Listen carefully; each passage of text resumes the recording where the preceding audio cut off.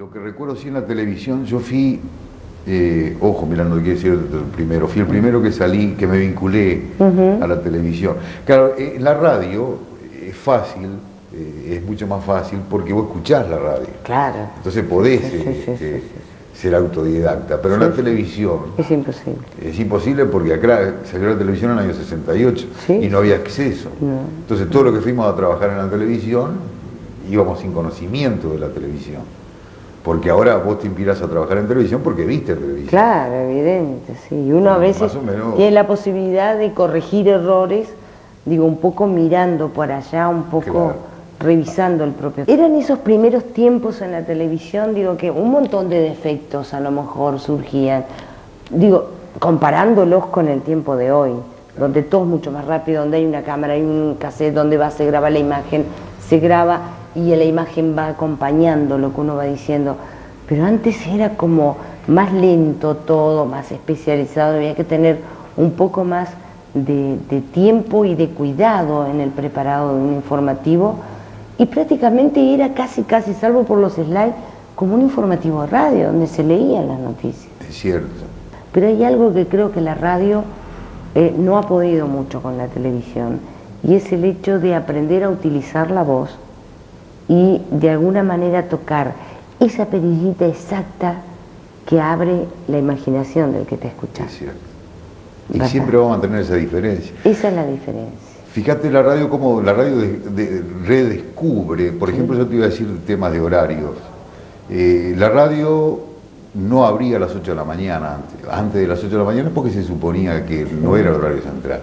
El horario central de radio era a las 9 de la noche. Todavía fueron platea de Radio Cultural acá y los grandes programas que habían en Buenos Aires, porque no existía la televisión. ¿Qué cambió? Y cambió. Lo que pasó en Buenos Aires, que después pasó en Montevideo, pasó en Salto. Todos nos asustamos con la televisión, lo que estábamos trabajando en radio o viviendo de la radio. Pero ahí redescubrimos que el horario de gran importancia era la mañana, cosa que no se le daba ninguna importancia. Exacto, porque se dice que la noche es de la televisión y parte de la tarde es de la televisión. Ahí está. Pero la mañana y un número importante de horas de la tarde es de la radio. Por eso te digo, en aquel tiempo, fíjate que los espacios más baratos eran en la mañana. Exacto.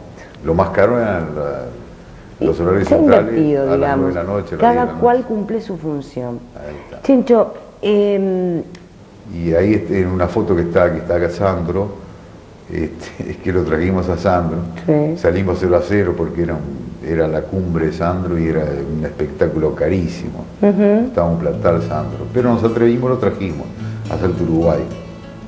Tuvimos la suerte de salir 0-0.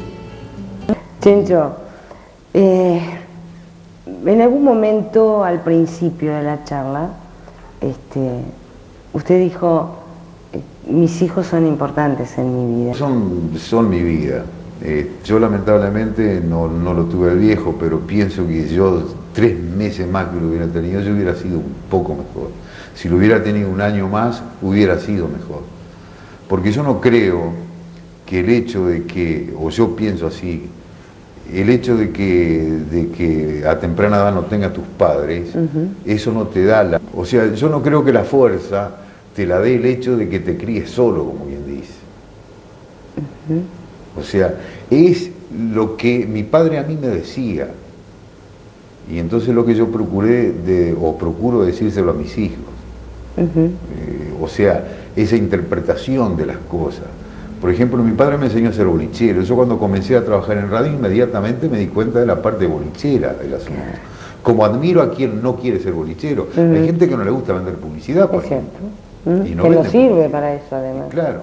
O si no, decir, mirá, yo tengo una mano en el programa, pero no, yo dirigirlo al programa, no, mirá que... Entonces, todo eso lo aprendí con el simple hecho de decirlo a mi padre. Y ya te digo, mi padre, yo tenía 13 años y me quedaba solo en el boliche, porque el boliche iba tan mal, estaba tan mal que mi padre salía a vender a la calle, que era su antiguo trabajo, o sea que... Vendedor ambulante. Ahí está. En aquel tiempo se vendían hasta telas, ¿viste? En la calle. En el tiempo de, te estoy hablando de mi padre, ¿no? Sí. Se vendían telas importadas casa por casa, y bueno, viajeros, bueno, en fin.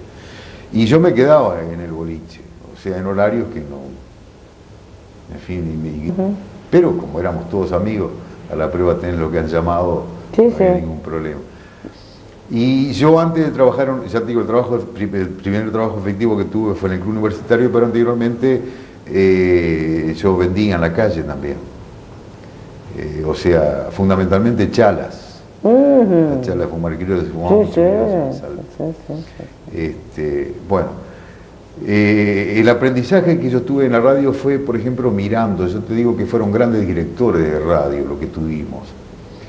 Por ejemplo, don Salvador Pera, en esa foto que estaba con Sandro ahí, le llevamos los textos. Nosotros aprovechamos porque teníamos la difusión, y entonces nos asociamos a distintas radios. ¿Lo entendés? Inclusive con Pierre, inclusive hemos traído espectáculos. Porque teníamos la ventaja de hacer la promoción. Claro. O sea, el artista, ya te digo, no podía haber un baile sin el artista. Y don Salvador Pera, por ejemplo, habrá sentido muchas anécdotas de él, pero era muy de fijarse en el texto, y eso yo admiraba muchísimo en él. Y un día me quedó grabado eso, ¿no? Llevaba uno de los textos a la radio porque religiosamente a pagarlo, ¿no? Ahí se pagaba. Esta publicidad. Le estaba diciendo, había estado la orquesta de Firpo, creo que era en la Fonoplatea Cultural. Estuvo Canaro en Cultural. ¿Sabes que cuando llegaban los sábados, los domingos, todos los espectáculos que habían, Radio Cultural barría con la audiencia la noche? Y don Salvador, ¿te imaginas cómo quedaba? Por ejemplo, venían los campeonatos del Litoral y arrasaban con la audiencia porque Radio Salto no transmitía el fútbol. Y no tenía fonoplatea. Y entonces Cultural estaba con ese, Cultural con ese sistema. Y Radio Salto con la seriedad, que inclusive ha perdurado, ha hecho historia la seriedad. Le estaba diciendo a un señor, dice, escúcheme una cosa. Estaban hablando de que había estado Firpo, la orquesta de Firpo, creo que era así, Firpo, en Cultural, y don Salvador, ¿te imaginas cómo estaba? Dice, lo escuché, discúlpeme, don Salvador, y usted sabe que estaban en esa conversación. Dice, mire, él era muy explícito. Espéreme un momentito, le dijo. Fue adentro a cabina y trajo un disco de Firpo. Dice, usted sabe, eso es vender en radio, ¿no es cierto? Yo lo llamo vender, porque no precisa salir a la calle para vender.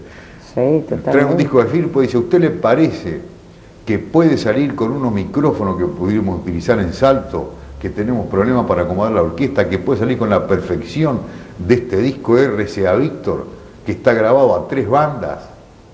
Tenía toda la razón del mundo. Yo prefiero pasarlo a Firpo en el disco porque lo hicieron con ingenieros de sonido. Zorro viejo que era. Zorro viejo. Chencho, se nos terminó el tiempo, pero decía lo de los hijos.